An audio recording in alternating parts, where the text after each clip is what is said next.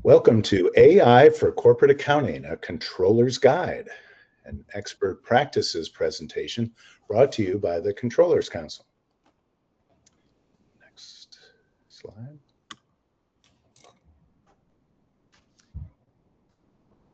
Oh, I don't know what happened to my phone. There it is. Okay, my name is Neil Brown, Executive Director of the Controllers Council. And before I introduce our expert panelists and our partner sponsor, let me share some brief housekeeping items. This webinar is CPE eligible with 4 polling questions, so please answer each poll. And if not CPE, please answer to benchmark your peers. Also, we'll have a quick survey at the end of the presentation, so please complete that and stay on the webcast for at least 50 minutes. Next, we'll have Q&A at the end of the presentation, so use your control panel to ask our expert questions. And finally, you'll receive a link to this webcast via email in the next 24 hours, so no need for notes or screenshots. And next, please. And with that, I'm very pleased to introduce our partner and sponsor, Maxima AI, the AI native agentic accounting system of work built for enterprise accounting teams. The Maxima agent pulls data from your ERP, applies your policies, and prepares journal entries, reconciliations, flux analysis, and financial close with audit-ready accuracy. So accountants review and approve only. The result, faster closes, fewer errors, and full control. Learn more at www.maxima.ai. And I'm very happy to introduce our expert, Yogi Goel, the co-founder, CEO, and, oh, we're losing the screen there. Yep, I'm right here. Yeah, Yogi. No, we need to see the screen. Sure. We lost the PowerPoint. I got it. 1 second. Yeah, you got it. So yes, Yogi is co-founder, CEO, and CFO of Maxima. He spent the last 20 years serving the office of the CFO in roles that span accounting, banking, and enterprise leadership. He began his career as an auditor at EY, Ernst & Young, before moving to Wall Street, where he worked in M&A and IPOs at Citi and Barclays and helped take several companies public. Before starting Maxima, Yogi spent 7 years at Rubrik as a strategic finance leader, taking the company from 5 million to 900 million ARR, culminating in its IPO on the New York Stock Exchange in 2024. Wow.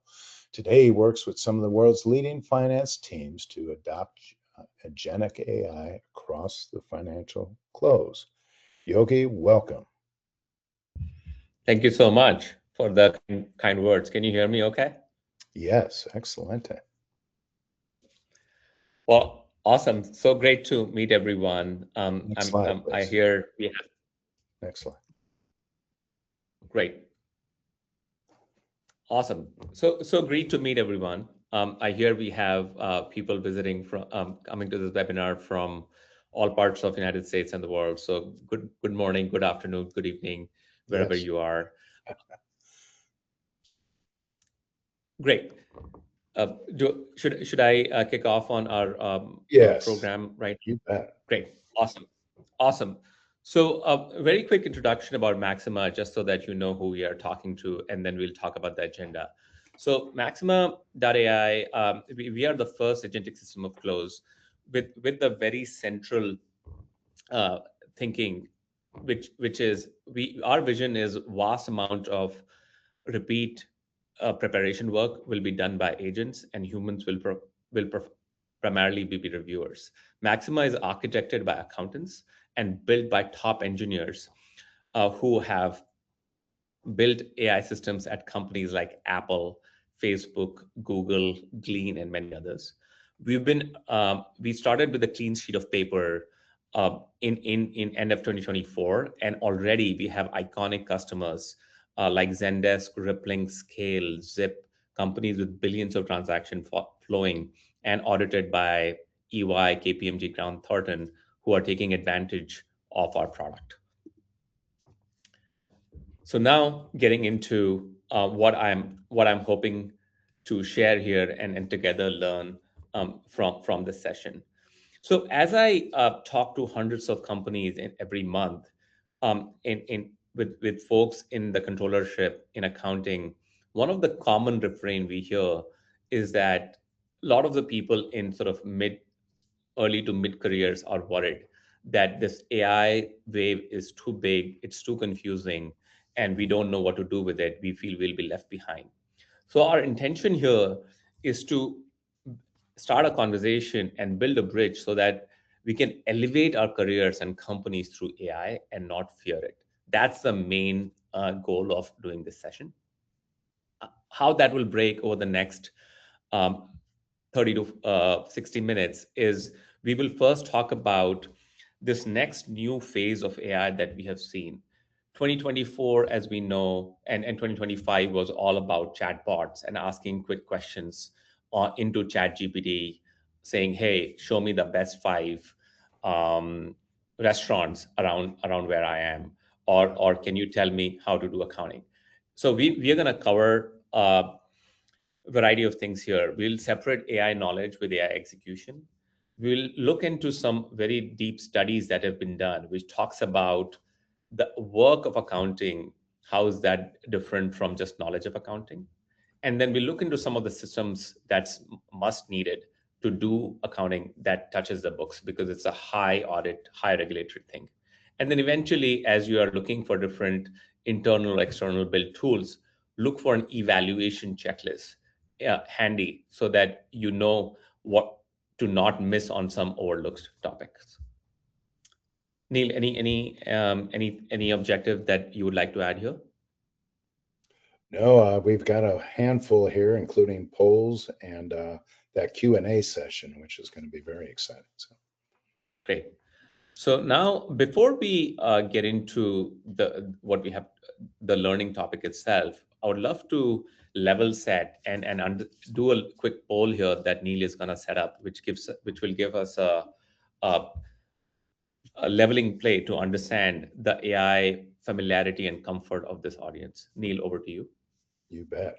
All right, I'm going to launch the poll here. So the question is, how would you describe your organization's efforts in AI to date or right now? So please take a few moments. Your answers will be anonymous, confidential, of course. And this will help Yogi frame his conversation as well. We've got a lot of smart people that vote really fast. So we'll be able to end this and let's take a quick look at the results. So preliminary evaluation, ad hoc research and analysis for a leading 39%, AI implemented or embedded in one or more workflows for a close second, 35%, AI integrated across accounting and finance operations. Wow, for 12%, very impressive. And merely 7% not using AI at all, and 6% not sure or don't know. So, Yogi, is this consistent with what you've seen in the field? We do. So this basically tells me that 88% or the non 12% of the population here is still in the very very early innings, and hopefully together we can build a journey from going from this sort of early or no usage of AI to something which is a lot more integrated. So congratulations to the 12% here, and for the 88%, don't lose heart. We are still in the very, very early innings. Well spoken. Awesome. So let's go to the basics here as to what are the different modes of AI. I think the best way to think about this is how you think about level of autonomy in a car. You know, we might all have heard of autonomous cars which drive themselves, and they have had a journey of autonomy from level one cars where you have to drive the whole thing yourself, like we used to do with the Toyota Camry or a Ford Escort or what have you, to level 5, which is a promise of autonomous cars, where it will drive itself end to end fully, which no car can do today. But that's kind of the continuum to think about. The very, very basic would be the chatbot that we use, where you just ask one-off basic accounting questions. Some quick one-off questions that you have for ASC 606 that your company may be facing, or you wanted to write one-off technical accounting memos. The level 2, I would say, would be, you have a one-off spreadsheet where you have the data in the file, and you want AI to relook or give a first cut into, there are these 1,000 vendor payments I have, build a pivot table and rank order all the vendors that I have. Or based on the information that you have, do a quick trial balance variance, high level, surface level. Then the third level would be preparation of the recurring work. That's kind of the life of Austin accounting, where you repeatedly do uh, prepaid expense waterfalls, amortization schedules, journal entry, reconciliations, and so on. So same work every month, but the past context really matters. The past intelligence really matters. The balance from month 1 really translates into month 3, and so on. The next would be complex, high volume things, which uh, involves a lot of exceptions in reality, because data is not never really clean. And the last, the dream scenario is can we have uh, AI execute every aspect of the accounting, every preparation aspect of accounting end to end, where along with dependencies, along with approvals, along with audit trails, which is something that we think about all the pieces that happen in a month end close process. So now, what we've seen is there are a lot of these generic AI that people are, we all use every day. I use Claude every day. I use ChatGPT every day. But for my company's accounting work, I typically use them for siloed tasks. So I have certain credit card bills where I need to have AI take very quick uh, crack at the biggest vendor spend, or if I need AI to take a crack on doing the tagging of the expenses, that's fine. Or if there's one particular accounting topic that I want to really know, if I have started accepting stablecoin payments for my company and I want to know how the 606 revenue consideration will happen for that. So what I am seeing over and over, that when task is siloed and one off and a precision is not really important, these generic AI is a helpful tool, and we all should learn to use it. But as I'm seeing through my experience, a high level knowledge of AI that these horizontal LLMs may have, the ChatGPT, the Googles, the Geminis of the world, is not same as executing the entire work end to end. So the example of asking or general knowledge would be, hey, uh, I'm new to this thing. Uh, I paid 300,000 worth of AWS expenses. How should a company expense it? Very high level. I'm just out of college and I'm trying to understand that. And what we typically see is that AI is able to give you generic steps that you are able to perform, versus you are a mature versus you are a high growth mature company with audits and with data feeds in different places, where you are required to put the uh, get high level of accuracy and and your backups. You want ideally AI to execute the entire workflow. For my March AWS accruals, can you get the right accrual number and post the journal entry? Those are two very, very different things, and one shouldn't be mixed with the other. Now, I have my point of view on how we are helping our customers on this, but there's a pretty large research organization which came up with a research paper on 30th of July, Mercor 2026, and we'll share the results, where they compared the results of how generic LLMs have been able to perform real world tasks. So they put it through a pretty rigorous test.